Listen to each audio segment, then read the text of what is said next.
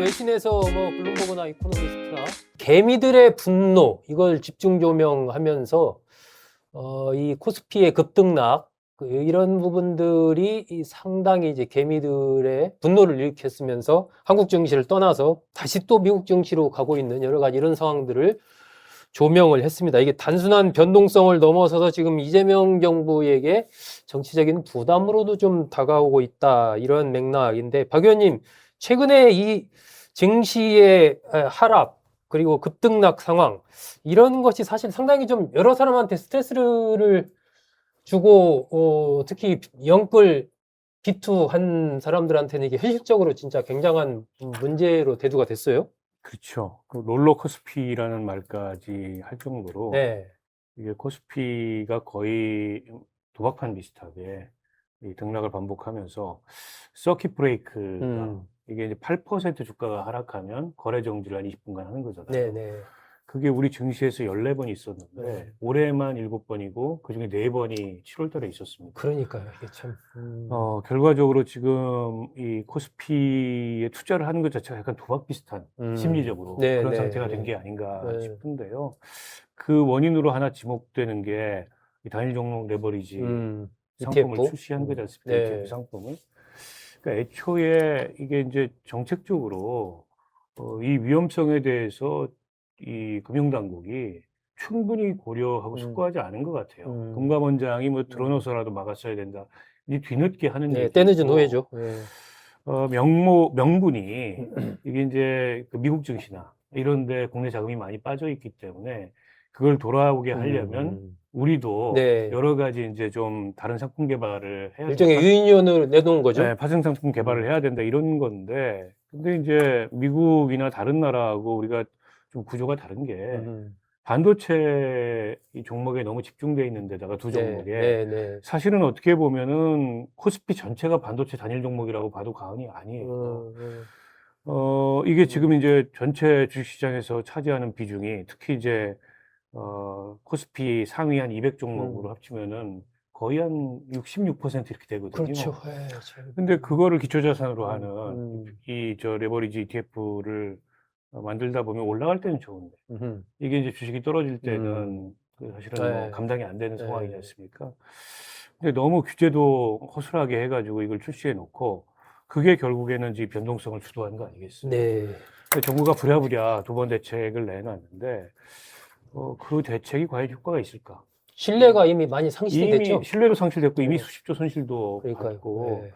그래서 정부를 향하는 원망이 물론 이제 투자라는 건 개인 책임이긴 합니다만 정부가 증시에 대해서 적립비 전망을 제시하면서 어떻게 보면은 국민들에게 투자를 촉진하는 네. 이제 그런 식의 그 언급들을 네, 많이 네. 해왔잖아요. 네.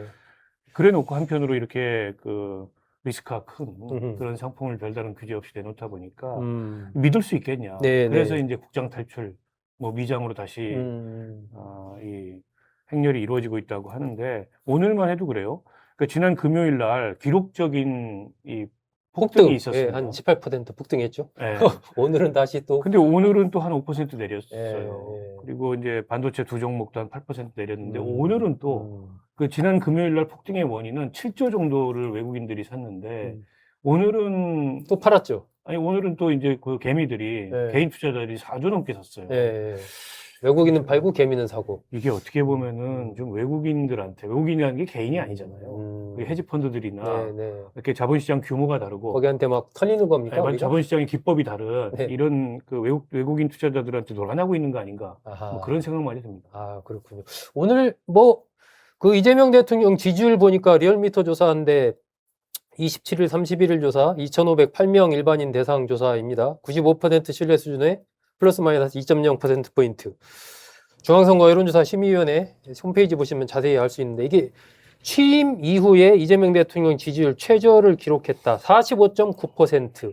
이런 부분이 이런 이 증시로 인한 투자자들의 실망 이런 것과도 좀 연결이 있다고 볼 수 있지 않을까요? 뭐 이것이 전부는 아니겠지만 이것이 이제 부동산 문제와 같이 결부돼 가지고 네. 저는 대통령의 국정 지지율 좀 깎아먹는 굉장히 중요한 요인으로 작용하고 있다고 보는데 네. 저는 이제 이런 문제를 대하는 이제 정부의 인식과 태도가 저는 더 문제라고 생각이 아, 들거든요. 인식과 네, 태도가. 지금 글로벌 투자은행 시티가 분석한 바에 따르면 지금 이 단일 종목 레버리지 ETF 관련돼서 네.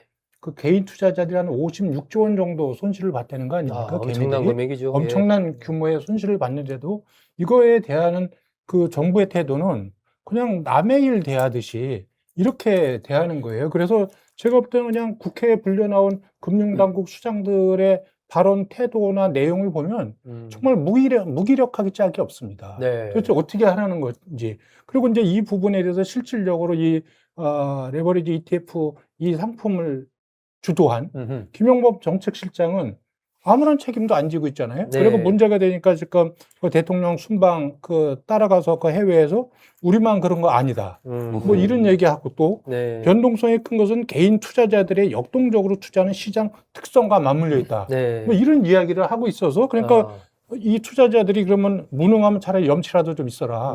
이런 지금 비판을 하고 있는 거 아니겠습니까?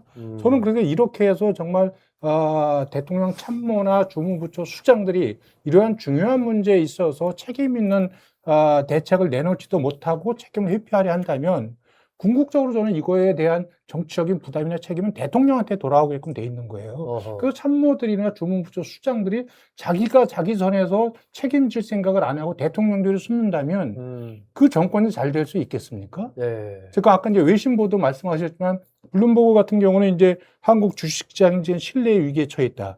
이렇게 얘기했지만 영국의 이코노미스트 같은 건 굉장히 자극적인 표현을 썼잖아요. 그 내용을 보니까 그 국가 자본주의와 시장 투기의 극단적 결합의 실험장이 한국 증시다. 이런 이야기를 했습니다. 국가 자본주의 또 이 시장 투기 이런 용어를 써가지고 그럼 이게 국가주의 카지노판이라는 거 아니겠습니까? 그러니까 한국의 주식시장이 이런 비판이 그러면 해외 투자자들이 지금 한국을 어떻게 바라보고 있느냐 이런 부분이 돼도 제가 볼 적에는 정부가 여기에서 책임 있게 아무것도 안 하고 있다. 그래서 지난번에 한번 이 단일 종목 레버리지 ETF 가지고 김용범 정책실장의 책임 문제가 나왔을 적에 네. 그러니까 지금 권한만 있고 책임은 없는 거예요. 본인이 상품 설계나 도입도 주도하고 또 대책도 상장 폐지 없다 이렇게 방향성을 제시합니다.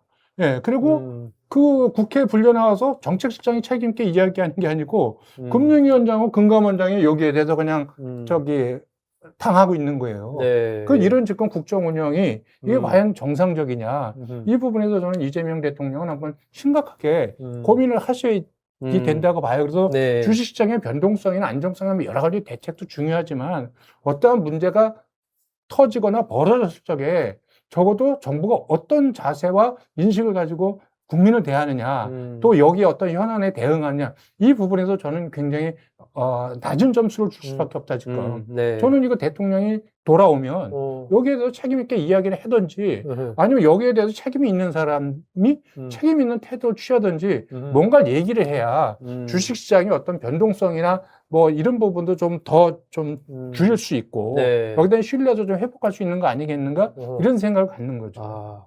박 의원께서는 대통령이 이 문제와 관련해서 이렇게 해야 된다라는 관점에서 본다면 뭐라고 얘기할 수 있을까요? 글쎄요, 뭐 시장이라는 거는 대통령이 어떻게 할 수 없는 거지 않습니까?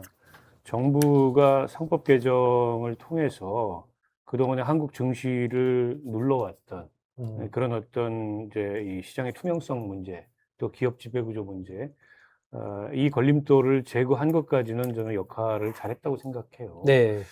근데 그렇다고 해서 정부가 지나치게 어떻게 보면 증시를 활성화하기 위해서 혹은 증시를 부양하기 위해서 구두로라도 정책적 개입을 하거나 네. 아니면 지금 이 이제 레버리지 ETF 상품처럼 여러 가지 고려해봐야 될 측면이 많은 리스크가 큰 이런 파생 상품을 출시하는데 어떻게 보면 그 충분히 정책적으로 숙고하지 않고 이걸 덜컥 내놨다가 이런 사태를 빚거나 네. 이건 조금 좀 너무 나간 거죠. 그래서 이제 이게 무슨 신종 관치 아니냐 이런 얘기까지 좀 나오는 거 아니겠어요? 근데 주식시장이라는 거는 오르는 날만 있는 게 아니고 떨어지는 날도 있고 지금처럼 또 이렇게 변동이 극심한 상황에서는 한 치 앞을 내다볼 수가 없는데 네. 어떻게 보면 이제 우상향만 염두에 둔 듯한 그동안의 정책적인 태도랄까? 이런 것들이 역풍을 좀 맞고 있는 게 아닌가 싶어요. 그래서 직접적으로 시장에 개입한 듯한 발언은 지금도 저는 바람직하지 않다고 생각하고요. 다만 그 레버리지 ETF 이 출시와 관련해서는 뭔가 이게 좀 책임을 물어야 된다 이런 여론이 많아요. 근데 이제 김용범 실장에게 어느 정도 그 책임을 물을지는 글쎄 모르겠습니다. 근데 저는 요 문제에 대한 책임과는 별개로 청와대나 정책실장이 너무 나선다. 예. 이런 생각은 듭니다. 예. 부동산 문제도 그렇고. 예. 그러니까 이게 그 청와대 정책실의 역할은 거시적인 기획이나 아니면 조정의 역할이지 집행하는 데가 아니거든요. 근데 재경부 장관은 보이지가 않아요. 경제부총리 위상이 좀 떨어져서 그런지 기획예산처를 분리해 난 다음에 경제부총리가 경제 현안에 대해서 무슨 언급을 했는지를 모릅니다, 지금. 얼마 전에 F4 회의가 있었다고 얘기하는데 거기에 이제 금융위원장, 금감원장, 한국은행 총재, 경제부총리 모였는데 거기서도 경제부총리가 뭐 이렇다 할 이 상황에 대해서 어떤 방향을 제시하거나 뭐 이런 게 없어요. 청와대 바라보는 거죠? 그래서 너무 이게 뭐 김현보 실장이 선배여서 그런가요? 근데 이게 국정 운영을 뭐 선배 후배 이런 걸로 하는 건 아니지 않습니까? 근데 부총리는 역할이 거의 없고 어떻게 보면 청와대 정책실장이 경제 컨트롤 타워 같은 역할을 하고 있는데 이거는 바람직하지 않습니다. 이거는 제가 보기에 시스템에 왜곡을 가져올 수 있기 때문에 그런 점은 대통령이 좀 조정을 해주셔야 된다라는 생각이 들어요. 네.